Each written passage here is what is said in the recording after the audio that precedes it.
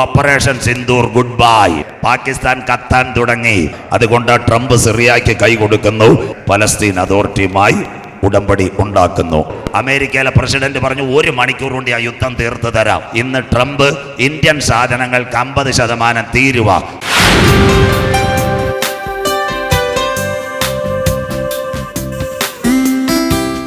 Israel Gaza സംഘട്ടനത്തിന്റെ പരിസമാപ്തിയിൽ ഒരു ലോകമഹായുദ്ധം കഴിഞ്ഞാൽ ഇസ്രയേലിൽ എന്ത് സംഭവിക്കുമെന്ന് വിശുദ്ധ വെളിപ്പാട് പുസ്തകത്തെ അടിസ്ഥാനപ്പെടുത്തി ഇന്നലെ രാത്രി 13 വാക്യങ്ങളാണ് വായിച്ചത്. കുഞ്ഞാട് മുദ്രകളിൽ ഒന്ന് പൊട്ടിച്ചു. വെളിപ്പാട് 6:1-2. ഒരു വെള്ളക്കുതിരയുടെ പുറത്ത് ഒരുവൻ കടന്നു വരുന്നു. ലോകം അവനൊരു കിരീടം കൊടുത്തു. ജയിക്കാനും ജയിപ്പാനുമായി അവൻ ഉലകത്തിലേക്ക് കടന്നു വരുന്നു. അവൻ യഹൂദനോടും പലസ്തീൻ അതോറിറ്റിയോടും കരാറുണ്ടാക്കും. അങ്ങനെ ഒരുവൻ ഭരണത്തിൽ വരുമെന്ന് യോഹന്നാൻ പത്മോസിൽ വെളിപ്പാട് 13:1-2. അപ്പോൾ after the third world war 10 കൊമ്പും 7 തലയും കൊമ്പുകളിൽ 10 രാജമുടിയും ദൂഷണ നാമം നിറഞ്ഞൊരു മൃഗം സമുദ്രത്തിൽ നിന്ന് കയറി വരുന്നത് ഞാൻ കണ്ടു. അത് പുള്ളിപ്പുലിക്ക് സദൃശം, അതിൻ്റെ കാൽ കരടിയുടെ കാൽ, അതിൻ്റെ വായ് സിംഹമുഖം, അതിന് മഹാസർപ്പം വലിയ ശക്തി അധികാരം. ന്യൂ വേ വേൾഡ് ഓർഡർ, ഏക ലോകഭരണം വരുമെന്ന് ഇന്നലെ രാത്രി. അപ്പോൾ യഹൂദന്റെ ആലയത്തിനോടുള്ള ബന്ധത്തിൽ 13 കാര്യങ്ങൾ നടന്നതായി ഇന്നലെ ഞാൻ പറഞ്ഞു. നമ്മുടെ കൺവെൻഷന് വേണ്ടി രാജൻ പാസ് നോട്ടീസ് അടിക്കുമ്പോൾ ഒരു സംഭവം കൂടെ നടന്നു. ഇസ്രയേലിലെ വിദേശകാര്യമന്ത്രിയ എന്താണെന്ന് പറയുക, ഇറ്റാമിൻ ബെൻഗിർ, അദ്ദേഹം കഴിഞ്ഞ ദിവസം തകർന്ന യഹൂദന്റെ ദേവാലയത്തിൽ വന്നിട്ട് ഒരു മൊബൈലിനകത്ത് ഇങ്ങനെ പ്രാർത്ഥന ചൊല്ലുന്നു. 150 പേര് കൂടെ ഞങ്ങൾ ഈ ദേവാലയം പണിയും. അതിനാസ്പദമായി പുറപ്പാട് പുസ്തകം 30:12-13 ബെഞ്ചമിൻ നെതന്യാഹു സകല വീട്ടിലും 1/2 ശേക്കൽ കോയിൻ കൊണ്ടുവച്ചിരിക്കുന്നു. ഒക്ടോബർ 7 ഇസ്രയേലിനെതിരെ ഹമാസ് പോരാളികൾ ആക്രമണം നടത്തിയപ്പോൾ എസെക്കിയേൽ 36:24 പ്രവചനം നിവൃത്തിയായി. നിങ്ങൾ ചിതറിപ്പോയ ദേശത്തു നിന്നും ലോകരാജ്യങ്ങളിൽ നിന്നും നിങ്ങളെ ഞാൻ മടക്കി വരുത്തും. അത് കഴിഞ്ഞതിന് ശേഷം ഇന്ന് അമേരിക്കയിലെ ട്രംപ് ഇറാനുമായിട്ടും ഇസ്രയേലുമായിട്ടുള്ള വെടിനിർത്തൽ നിർത്തി. പക്ഷേ ഇതൊരു സമാധാനമല്ല, താൽക്കാലിക സമാധാനം. ഇരമ്യ പ്രവചനം 6:14 ഇന്നലെ വായിച്ചു. എൻ്റെ ജനത്തിന് താൽക്കാലികമായ മുറിവ് വെച്ച് കിട്ടുന്നു. അങ്ങനെയെങ്കിൽ 2 സഭ ഇവിടെ കാണത്തില്ല. ആദിമസഭ മോശ അഹരോൻ ഇന്നലെ പറഞ്ഞു. പുറപ്പാട് പുസ്തകം മോശ സീനായുടെ മടിത്തട്ടിൽ പോയി ദൈവസഭ അഹരോന്റെ കയ്യിൽ വിഗ്രഹത്തെ ഉണ്ടാക്കി കാളക്കുട്ടിയെ വണങ്ങി. മോശ തിരിച്ചു വന്നപ്പോൾ ഇസ്രായേലിന്റെ പാളയത്തിനകത്ത് മോശ പറഞ്ഞു, ലേവി ഗോത്രത്തിൽ യഹോവയുടെ പക്ഷത്തുള്ളവൻ എൻ്റെ അടുക്കൽ വരട്ടെ. അന്ന് രാത്രി മുഴുവനും പാളയത്തിൽ താൻ്റെ വാൾ അരക്കി കെട്ടിക്കൊണ്ട് തൻ്റെ സഹോദരന്മാരെയും പ്രിയപ്പെട്ടവരെ വിഗ്രഹത്തെ വണങ്ങുന്നവരെ മുഴുവൻ തീർത്ത് കളഞ്ഞു. അന്ന് ഏകദേശം 3000 പേർ ആരാധനയുടെ നടുവിൽ, വിഗ്രഹാരാധനയുടെ നടുവിൽ വീണു. ധന്യനായ പത്രോസ് ലീഗ, നിങ്ങൾക്ക് ഏവർക്കും മത്തായി 16, 16, 17, 18 ഇന്നലെ രാത്രി ഫിലിപ്പിയരുടെ കൈസരിൽ വെച്ച് യേശു ചോദിച്ചു, മനുഷ്യപുത്രനെ നിങ്ങൾ ആർ? ഉടനെ പലരും പറഞ്ഞു ഏലിയാവ്, മോശ. എന്നാൽ പടകിൽ നിന്ന് ചാടിയിറങ്ങിയ പത്രോസ് പറഞ്ഞു, നീ ജീവനുള്ള ദൈവത്തിൻ്റെ പുത്രനായ ക്രിസ്തു അത്രേ. ബറിയോന സീമോനെ, നീ ഭാഗ്യവാൻ. എന്താ അതിനുശേഷം? ഈ പാറമേൽ ഞാൻ എൻ്റെ സഭയെ പണിയും, പാതാള ഗോപുരങ്ങൾ അതിനെ ജയിക്കുകയില്ല. സ്വർഗരാജ്യത്തിൻ്റെ താക്കോൽ നിന്റെ കയ്യിൽ. നീ ഭൂമിയിൽ കെട്ടുന്നതൊക്കെയും ഞാൻ സ്വർഗത്തിൽ കെട്ടും, നീ ഭൂമിയിൽ അഴിക്കുന്നതൊക്കെയും സ്വർഗരാജ്യത്തിൽ അഴിക്കും. പുതിയ നവസഭയുടെ ആദ്യത്തെ പ്രഭാഷകൻ, അല്ലെങ്കിൽ കത്തോലിക്കരുടെ ഭാഷ പറഞ്ഞ ആദ്യത്തെ പോപ്പായി പത്രോസ് ലീഗ മാറുന്നു. പെന്തക്കോസ് പെരുന്നാളിൽ 120 പേർ സെഗിയോൻ മാളിക മുറിയിലിരിക്കുമ്പോൾ യോവേലിൻ്റെ പ്രവചനപ്രകാരം അന്ത്യകാലത്ത് സകല ജഡത്തിന്മേലും എൻ്റെ ആത്മാവിനെ പകരും. പുത്രന്മാരും പുത്രിമാരും പ്രവചിക്കും, യുവാക്കൾ ദർശനങ്ങൾ, വൃദ്ധന്മാർ സ്വപ്നങ്ങൾ. മേലാകാശത്തിലും കീഴ് ഭൂമിയിലും അത്ഭുതങ്ങളും അടയാളങ്ങളും. നാഥൻ്റെ നാമം വിളിച്ചപേക്ഷിക്കുന്നവൻ രക്ഷിക്കപ്പെടും. ഒരു കൂട്ടം ഓടി വന്നു. പടകിൽ നിന്ന് ചാടിയ പത്രോസ് ഒറ്റ പ്രസംഗം അവിടെ പ്രസംഗിച്ചു. അവർ വചനം കേട്ടു, മാനസാന്തരപ്പെട്ടു, അനുദപിച്ചു. ഓരോരുത്തനും പിതാവിൻ്റെയും പുത്രൻ്റെയും പരിശുദ്ധാത്മാവിൻ്റെ നാമം ചൊല്ലി മുങ്ങി സ്നാനമേറ്റു. അപ്പോസ്തല പ്രവൃത്തി 2:40-41.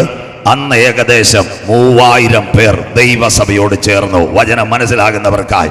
പഴയ സഭയിൽ 3000 പെട്ടപ്പോൾ ഞാൻ എൻ്റെ സഭയെ പണിയും. അങ്ങനെയെങ്കിൽ ഇടവേളയിൽ ഇന്നലെ യഹൂദന്റെ ആലയം ഉയരുന്നതിന് മുമ്പ് പരിശുദ്ധാത്മ ശക്തിയിൽ ആരാധിക്കുന്ന ദൈവസഭ കണ്ണിമയ്ക്കുന്ന വേഗത്തിൽ മധ്യാകാശത്തിൽ രൂപാന്തരപ്പെട്ടെടുക്കപ്പെടും. എതിർ ക്രിസ്തു. ഇന്നലെ ഞാൻ പറഞ്ഞു സിറിയയിൽ നിന്ന്, അതുകൊണ്ട് ട്രംപ് സിറിയയ്ക്ക് കൈ കൊടുക്കുന്നു.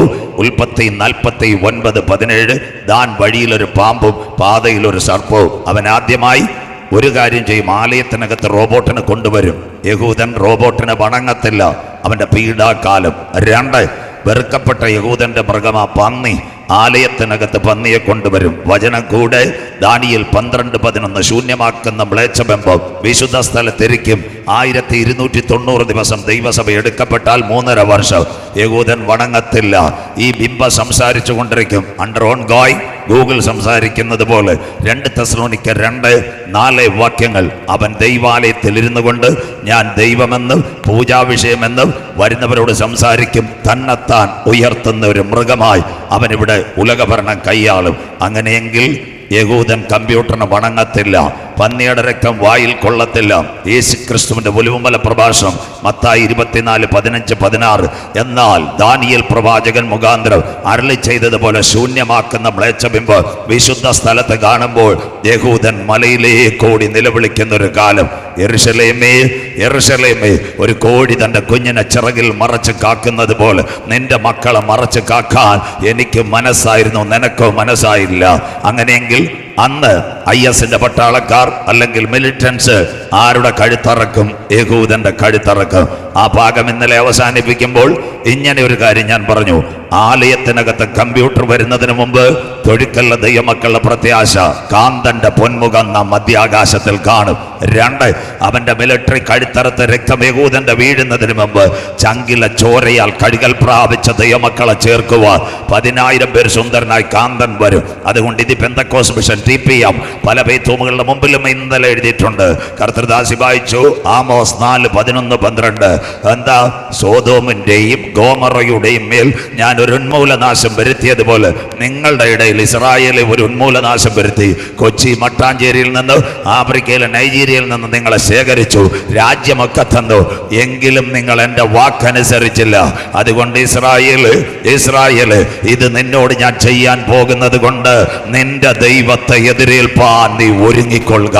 ഇന്നലെ രാത്രി സമയം പോയിട്ട് ഇന്ന് അടിക്കുന്ന കാറ്റിനെ പറ്റി ഇന്നലെ രാത്രി പറഞ്ഞു. സങ്കീർത്തനം 104:3-4 മേഘങ്ങളെ തേരാക്കിയവൻ കാറ്റിൻ ചിറകിൽ സഞ്ചരിക്കുന്നു.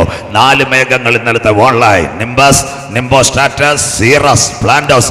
5ാമത് മേഘം ഇവിടെ ഇറങ്ങുന്നെന്ന് സജു ചാത്തന്നൂരിലെ കുസാറ്റില് മേഘങ്ങളെ ശാസ്ത്രജ്ഞൻ ഡോക്ടർ അഭിലാഷ് പറഞ്ഞു. 5ാമതൊരു മേഘ സ്വർഗത്തിൽ നിന്നിറങ്ങുന്നു തന്റെ ഭക്തന്മാരെ സ്വർഗീയ നാട്ടിൽ ചേർക്കുവാൻ. യോനയ മത്സ്യത്തിന്റെ വയറ്റിൽ വെന്റിലേറ്റർ ഒരുക്കി കാത്ത ദൈവ മണവാട്ടി സഭയെ മരണം കാണാതെ എടുക്കപ്പെടുവാൻ സ്വർഗത്തിൽ നിന്ന് മേഘമിറങ്ങി. അവസാനമായി 2 രാജാക്കന്മാർ 2:11 യോർദാന്റെ അക്കരെ ഏലിയാവും ഏലീശയും തന്നപ്പോൾ ഏലീശയെ എതിരേൽക്കുവാൻ സ്വർഗത്തിൽ നിന്ന് അഗ്നിരഥങ്ങളും അഗ്നിയശങ്ങളും ഇറങ്ങി. അവൻ ചുഴലിക്കാറ്റിൽ എടുക്കപ്പെട്ടതുപോലെ ഈ തലമുറയിൽ മരണം കാണാതെ ദൈവമക്കൾ മധ്യാകാശത്തിൽ എടുക്കുമെന്ന് ഇന്നലെ രാത്രി ബൈബിളും സയൻസും പറഞ്ഞു. ഒരു രാത്രി കൂടി സത്യദൈവസഭ തൊഴുക്കലിനോട് കാലം അതിന്റെ അന്ത്യത്തിൽ, യുഗം അതിന്റെ പരിസമാപ്തിയിൽ, ദിനങ്ങൾ അതിന്റെ കടശി ദിനങ്ങളിലേക്ക് ഒരു ഘടികാരത്തിലെ സൂചി ചലിക്കുന്നത് പോലെ അന്ത്യകാല സംഭവങ്ങൾ നമ്മുടെ കണ്ണിന് മുൻപിൽ കാണുമ്പോൾ അകത്തളത്തിനകത്ത് കൃപ പ്രാപിച്ച ദൈവമക്കൾ മണ്ണാകുന്ന മായവിട്ട് അനന്തതയുടെ കവാടങ്ങൾ തുറക്കുമ്പോൾ എനിക്ക് വേണ്ടി പ്രതിഫലവുമായി എൻ്റെ കാന്തർ കാകള ധ്വനിയുമായി മധ്യാകാശത്തിൽ വരുമെന്ന് വിശ്വസിക്കുന്ന കുഞ്ഞുങ്ങൾ ഇന്ന് രാത്രി സ്വർഗമുഖത്തേക്ക് നോക്കി പറയും, ഇത് സംഭവിച്ചു തുടങ്ങുമ്പോൾ ഞങ്ങളുടെ വീണ്ടെടുപ്പ് അടുത്തിരിക്കുന്നത് കൊണ്ട് ഇന്ന് രാത്രി നിവർന്ന തലകളെ ഉയർത്തവേ കാത്തിരിക്കുന്ന ദൈവ കുഞ്ഞുങ്ങളെ ചേർക്കുക. 10,000 പേർ സുന്ദരനായി എൻ്റെ കാന്തൻ മധ്യാകാശത്തിൽ വരാറായി. തൊഴുക്കൽ ദൈവമക്കളെ, നിന്റെ ദൈവത്തെ എതിരേൽപ്പാൻ നീ ഒരുങ്ങിക്കൊള്ളുക. Everyone open your Bible in this evening. We are starting book of Revelation chapter 4, 10, 11. വിശുദ്ധ വെളിപ്പാട് പുസ്തകം 4-ാം അധ്യായം 10-11. இந்த കരങ്ങളിൽ ഇരിക്കുന്ന വേദവചനം യോവാൻ അപ്പോസ്തലൻ വെളിപ്പാട് ദീർഘദർശിൻ ഘടികം അധികാരം 4 വസനത്തെ സൊൽகிறது 10-11 വായിക്കാം. വെളിപ്പാട് 4:10-11 വെളിപ്പാട് പുസ്തകം 3-ാം അധ്യായം 10-11 വാക്യങ്ങൾ. വെളിപ്പാട് 3:10-11 വാക്യങ്ങൾ വായിച്ചാട്ടെ. എല്ലാവരും ബൈബിള് തുറക്കണേ. സഹിഷ്ണുതയെ കുറിച്ചുള്ള എന്റെ വചനം നീ കാത്തുകൊണ്ടതിനാൽ ഭൂമിയിൽ വസിക്കുന്നവരെ പരീക്ഷിക്കേണ്ടതിന് ഭൂതലത്തിലെങ്ങും വരുവാനുള്ള പരീക്ഷാകാലത്ത് ഞാനും നിന്നെ കാക്കും. ദൈവസഭയെ കർത്താവ് കാക്കും. അല്ലാതെ വരുന്നു. അവറാച്ചാനെ തോമാച്ചാനെ കാക്കുമെന്നല്ല, ദൈവസഭയെ കർത്താവ് കേക്ക്. ഇതാ ഞങ്ങളുടെ ഈ വർഷത്തെ കൺവെൻഷന്റെ സന്ദേശം. ഞാൻ വേഗം വരുന്നു. അടുത്തത് നിന്റെ കിരീടം ആരും എടുക്കാതിരിപ്പാൻ തക്കവണ്ണം നിനക്കുള്ളത് പിടിച്ചുകൊള്ളുക. അടുത്ത വാക്യം, ജയിക്കുന്നവന് അടുത്ത വാക്യം ദൈവത്തിന്റെ ആലയത്തിൽ ഒരു തൂണാക്കും. മതിയമ്മയെ സഹിഷ്ണുതയെ കുറിച്ചുള്ള എന്റെ വചനം നീ കാത്തുകൊണ്ടതിനാൽ ഭൂതലത്തിലെങ്ങും വരുവാനിരിക്കുന്ന പരീക്ഷാകാലത്ത് ഞാനും നിന്നെ കാക്കും.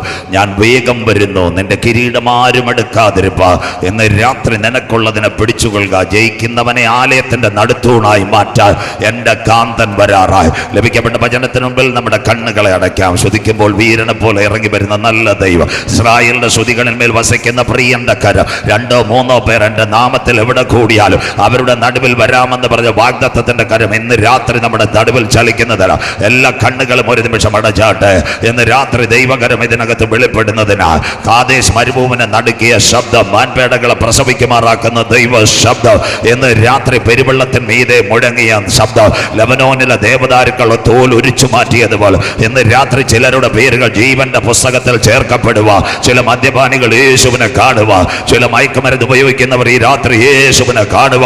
ജീവിതത്തിന്റെ ഇഴത്താരകൾ മങ്ങിയ ചില കുടുംബങ്ങൾ ഇന്ന് രാത്രി കർത്താവിന് വേണ്ടി കരമുയർത്തുക.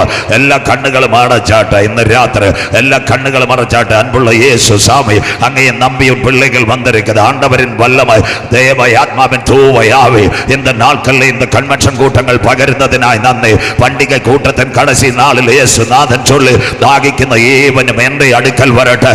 എന്റെ അകത്ത് വിശ്വസിക്കുന്നവന്റെ അകത്ത് നിന്ന് ഇന്ന് രാത്രി ഒരു ജീവജല നദി ഒഴുകട്ടെ. ഇന്ന് രാത്രി അഭിഷേകത്തിന്റെ നദി ഒഴുകട്ടെ. ഇന്ന് രാത്രി പുറപ്പാടിന്റെ നദി ഒഴുകട്ടെ.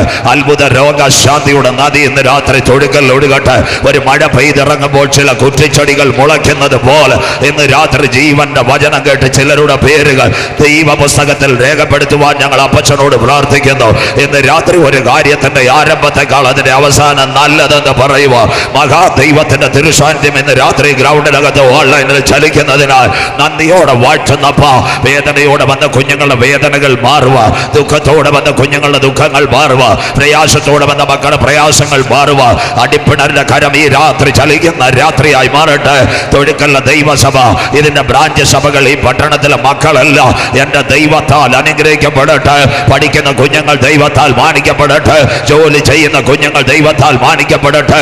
കൂലിവേല ചെയ്യുന്നവർ ദൈവത്താൽ മാനിക്കപ്പെടട്ടെ. സർക്കാർ ജോലി ചെയ്യുന്നവർ എന്റെ ദൈവത്താൽ അനുഗ്രഹിക്കപ്പെടട്ടെ. ഇവിടുത്തെ കച്ചവടക്കാർ എന്റെ ദൈവത്താൽ അനുഗ്രഹിക്കപ്പെടട്ടെ. ഇവിടുത്തെ ബിസിനസ്സുകാർ ദൈവത്താൽ മാനിക്കപ്പെടട്ടെ. വെളിനാട്ടിലുള്ള കുഞ്ഞുങ്ങൾ ഈ കൺവെൻഷൻ മൂലം എന്റെ ദൈവത്താൽ മാനിക്കപ്പെടട്ടെ. ഒരു രാത്രി കൂടി തിരുവെഴുത്തുമായി അടിയൻ നിൽക്കുന്നു. വചനത്തിന്റെ പൊരുളുകളെ തിരിക്കണം. ഞങ്ങളുടെ പേരോ പ്രശസ്തിയോ ഉയരരുത്. ക്രൂശിക്കപ്പെട്ട യേശു അപ്പച്ചന്റെ നാമം മാത്രം രാത്രി ഉയരണം. വിടുതലോടെ കടത്തിവിടും. പ്രാർത്ഥന മാനിച്ചതിനായി നന്ദി. മഹത്വം അങ്ങയ്ക്ക് യേശു ക്രിസ്തുവിൻ ധന്യ നാമത്തിൽ തന്നെ. ആമീൻ. കരമുയർത്തി കർത്തർക്ക് മഹിമ കൊടുക്കാം. ഒരിക്കൽ കൂടി ഉത്സാഹത്തോടെ, ഒരിക്കൽ കൂടി അഭിഷേകത്തോടെ. നല്ല സഹകരണത്തിന് നന്ദി.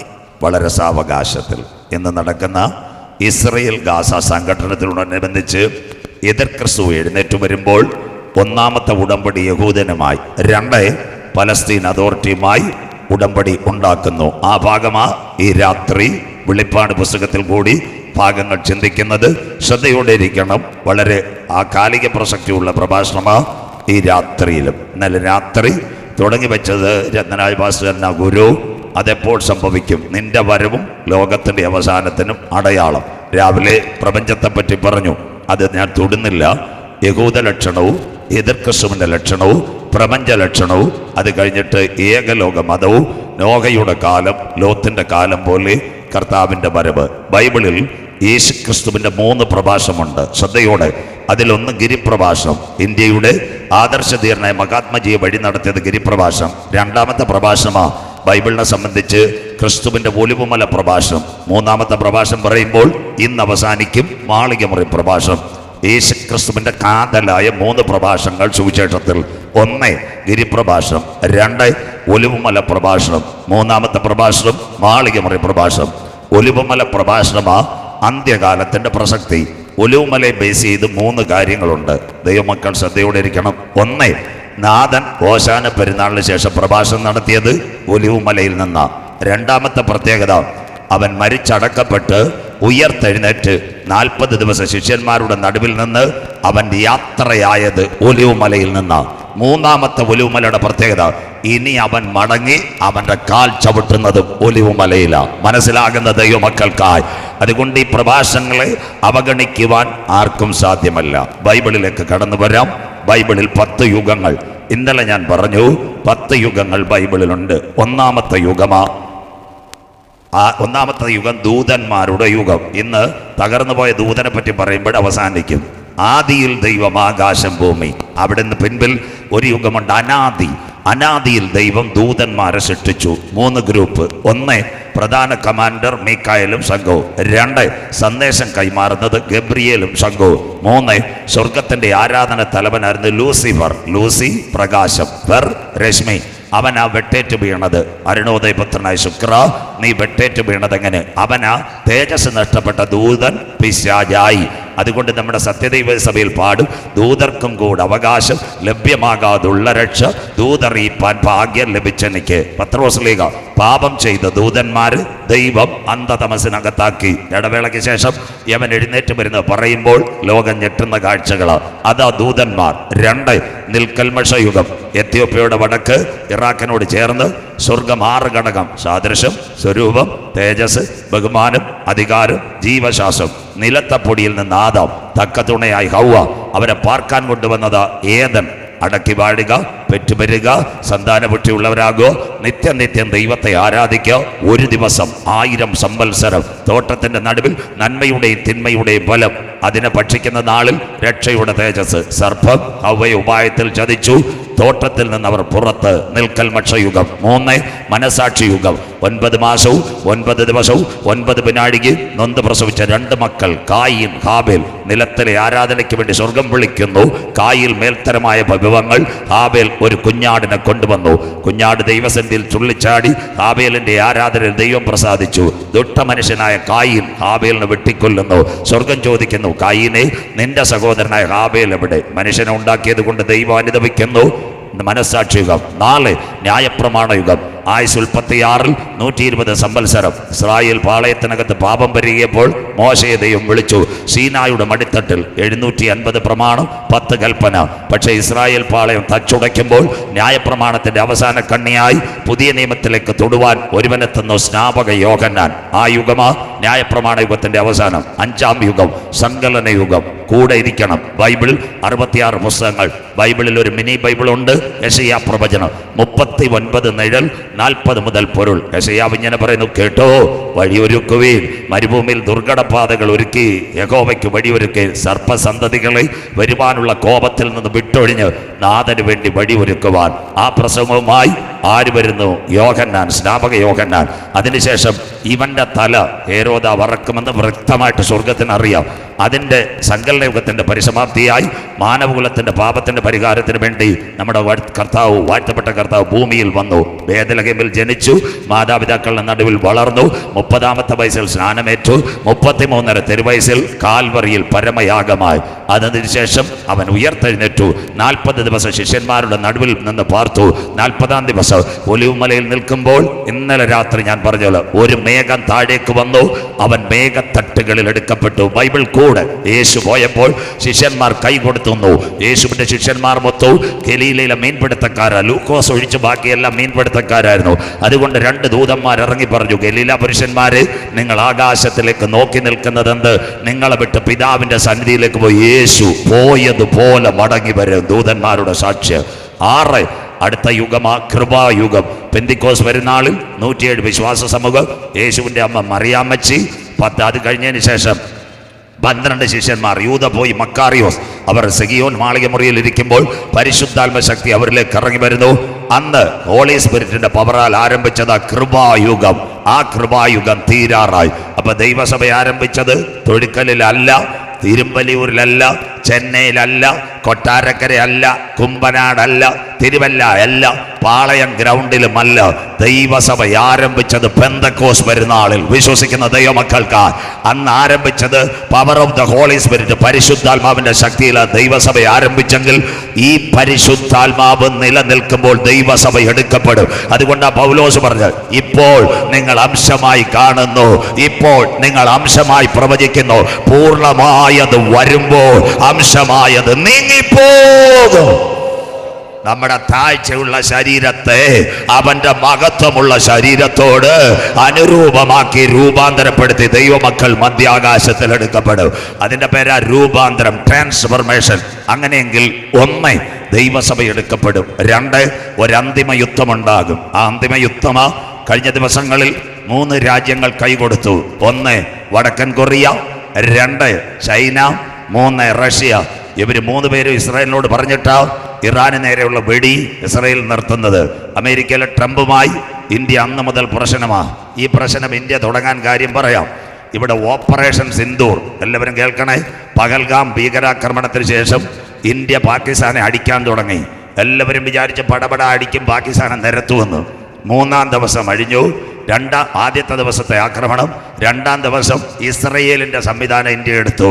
അതിൻ്റെ ഒരു ഡ്രോണാ, ഹെരോദ ഡ്രോൺ, ഞെക്കിക്കഴിഞ്ഞാൽ എവിടെയും വീഴും. അങ്ങനെ ഒരു സാധനം ഇന്ത്യ പാകിസ്ഥാനിലേക്ക് അയച്ചു. റാവൽപിണ്ടി, ഇസ്ലാമാബാദ്, കറാച്ചി, അത് കഴിഞ്ഞ് ചക്കാല എയർബേസ്, ഇവിടെ എല്ലാം ഈ ഡ്രോൺ വീണ്. സംഭവം ഇസ്രായേലിൻ്റെയാണ്. പാകിസ്ഥാൻ കത്താൻ തുടങ്ങി. പാകിസ്ഥാനകത്തൊരു പ്രത്യേകതയുണ്ട്. പാകിസ്ഥാനകത്ത് ഇവിടുത്തെ രാഷ്ട്രീയക്കാർക്ക് പോലും അറിയത്തില്ല. അറബ് രാജ്യങ്ങളിലല്ല, അമേരിക്കയുടെ കുറെ ആയുധം എവിടെ ഇരിപ്പുണ്ടെന്ന് അറിയാമോ? പാകിസ്ഥാനിൽ ഇരിപ്പുണ്ട്. ഇന്നല്ല, സിയാഹുൾക്ക് എന്ന് പറയുന്ന, ഇതെല്ലാവരും കേൾക്കണം, രാഷ്ട്രീയക്കാർ കേൾക്കണം. പ്രധാനമന്ത്രി സിയാഹുൾക്കായി പാകിസ്ഥാനിൽ ഇരിക്കുമ്പോൾ അമേരിക്കയുടെ ആയുധം പല സ്ഥലത്തും അമേരിക്കയുടെ ആയുധം പാകിസ്ഥാനിൽ കൊണ്ടുവച്ചിട്ടുണ്ട്. ഈ ഭാഗത്തൊരു അടി ഉണ്ടായാൽ നമുക്ക് നെയ്യാറ്റിൻകരയിൽ നിർത്തി കളിക്കാവളെ അടിക്കത്തക്കോണം. അപ്പോൾ ഇന്ത്യക്കാർക്ക് കണ്ണും മൂക്കും ഉണ്ടോ?